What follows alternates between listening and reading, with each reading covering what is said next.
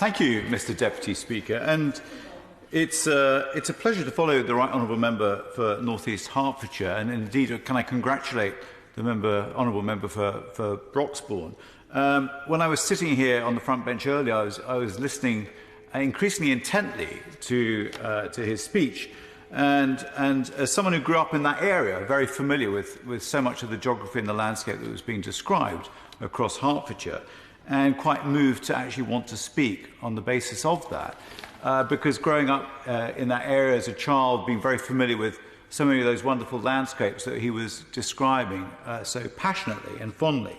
And the threat, this potential loss of these habitats and these landscapes, I felt compelled to speak. So I thank him for that, because it would have been very easy to have left the chamber.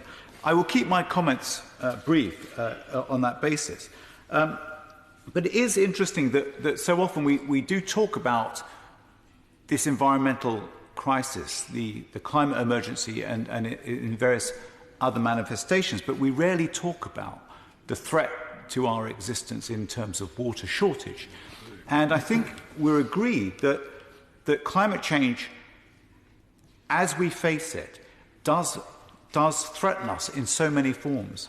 And it is through these changing the changing climate, these changing weather events, the severity of those events that we're now experiencing, where we grew up with wet Aprils or maybe even wet Mays, but now we're not even experiencing those things. And our whole climate in this country is changing as it is across the world.